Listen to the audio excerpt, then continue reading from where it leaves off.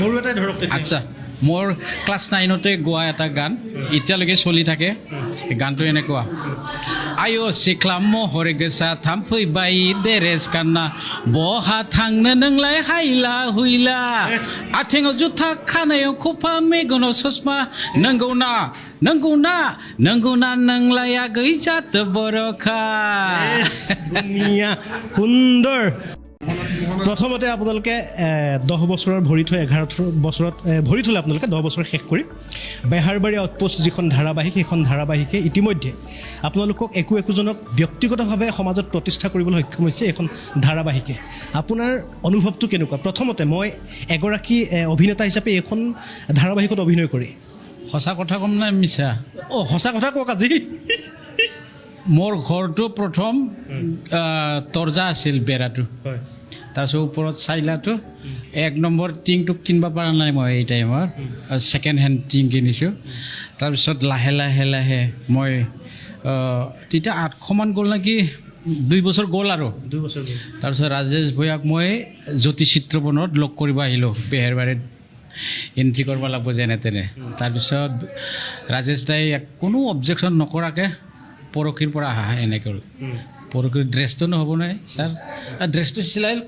চিলাই কৰিলোঁ আহিলোঁ অহাৰ পিছতে 2টা 3টা 4টাৰ এপিছ'ডৰ পিছতে আমাৰ বড়ো মানুহবিলাকে মোক ফোন কৰিছে তই এইবাৰ ভাল জেগাত গ'লি তাৰপিছত ফাংচনটো নাপাইছিলোঁ মই আগতে এতিয়া ফাংচন এটা দুটা বাঢ়ি গৈ ওপৰত আছিল ঘৰটো মাটিটো ওপৰত আছিল তাৰপিছত তলত আহিলোঁ কোনো ৰকম অলপ ধাৰ দুপাৰ লৈ এনেকৈ তলত আহিলোঁ এতিয়া মোৰ গড়চকত পাক্কা ঘৰে আছে 3টা মোৰ কেমেৰা আছে 1,20,000ৰ এডিটিং ছেটআপ কৰিলোঁ চব বেহাৰবাৰীৰ নামত আচলতে এই যিখিনি কৰিছে এইখিনি পিছত কিন্তু আপোনাৰ কষ্ট জড়িত হৈছে ধৈৰ্য কষ্ট আৰু একাগ্ৰতা যদি আপুনি সেই সময়টো যদি আপুনি মন সলনি কৰিলেহেঁতেন যদি মই এইটো লাইনত নোৱাৰোঁ বা অভিনয় ক্ষেত্ৰখন মোৰ কাৰণে নহয় বুলি আপুনি যদি বেলেগ চিন্তা কৰিলেহেঁতেন আজি হয়তো এইটো পৰ্যায়ত আপুনি আহি নাপালেহেঁতেন এইটো এটা সঁচাকৈ এটা ডাঙৰ এচিভমেণ্ট জীৱনৰ কাৰণে মানে একচুৱেলি মই গানহে গাইছিলোঁতো আগতে মই এটা এক্টিং কৰিম এনেকৈ ভাবিছিলোঁ কিন্তু ইয়াত অহাৰ পিছত এক্টিংটো মোৰ হোৱাই নাই আকৌ তাৰপিছত মোহন কেকে ইহঁতৰ লগত চিনটো ফেলাই থাকে মোৰ খুব এইটো মানে মোৰ টাৰ্ণিং পইণ্ট ইহঁতে তাৰমানে নতুন আৰ্টিষ্টবিলাকক মানে শিকাই মেলি ঠেলি সিঁচি লৈ যায় তাৰমানে চিনটো বেয়া নকৰে এইটো প্লাছ পইণ্ট সেনেকৈ অলপ চলপ এক্টিং জানা হ'লোঁ আৰু ইয়াত নাহিলে নিশ্চয় মদ খাই মৰি গ'লোহেঁতেন কিজানি এতিয়ালৈকে সঁচাকৈ কৈছেনে সঁচাকৈ এতিয়া মই মদ খোৱাটো এৰি দিলোঁ এতিয়া লাহে লাহে মই মানে বাধাই দিওঁ আৰু মদ নাখাবি এতিয়া মোহনতো কওঁ এইবিলাক নাখাবি ভাই খাই যদি এক পেক খা মানে এইটো বহুত বড়ো মানুহ যিহেতু মোহনতো কওঁ মানে আমি খাওঁ বুলি ভাবিব মানুহ নাই মানে এতিয়া ৰাইজে এনেকুৱাকৈ লৈছে আপোনালোকেতো জানে আৰু আপোনালোকৰো হাত আছে এইটো বেহাৰবাৰী হাইলাইট হোৱাটো সাংবাদিকসকলৰো বহুত হাত আছে আপোনালোকেও বহুত মানে ৰাইজক দেখাই থাকে ছিষ্টেমবিলাক তাৰপিছত ৰাইজে চায় এনেকৈ লিডাৰসকলেও চাওঁ হৈছে আজিকালি CMO চাই বুলি শুনিছোঁ আগৰ CMটোও চাইছিল সৰ্বানন্দ ছাৰো চাইছিল আমাৰ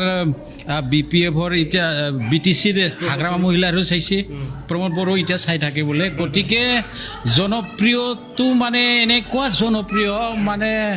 মানে খুব শান্তি আমি যে 10 বছৰ কৰিলোঁ এইটো চিৰিয়েলত তাকো ভাৰতৰ দ্বিতীয় স্থানৰ লংগেষ্ট উত্তৰ পূৰ্বাঞ্চল নহয় ইণ্ডিয়াৰ ভিতৰত দ্বিতীয় ছেকেণ্ড তাৰক মেহতা কি উল্টা চশমাৰ পিছত ছেকেণ্ডত আছে আমাৰ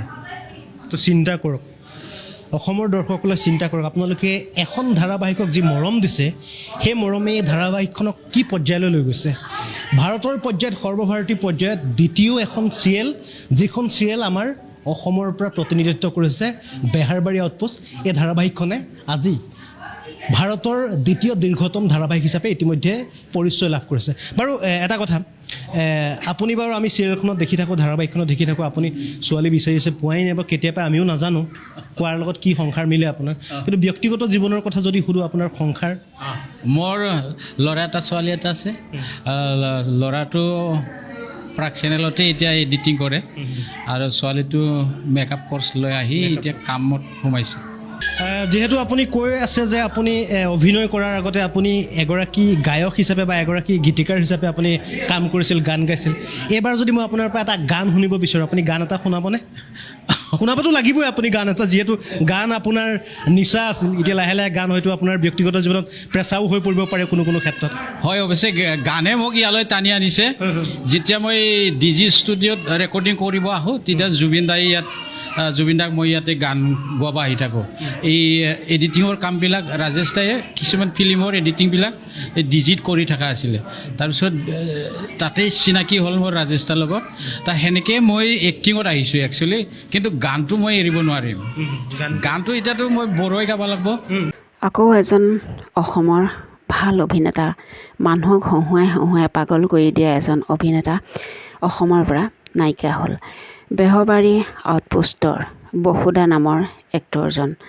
সকলোকে হহুৱাই ভাল পাইছিলে, সকলোৱে চাই ভাল পাইছিলে। সেই অভিনেতাজন আজি আমাৰ মাজৰ পৰা আমাক এৰি থৈ একেবাৰে গুচি গ'ল। কথাষাৰ শুনি দুখত ভাগি পৰিছে অসমবাসী।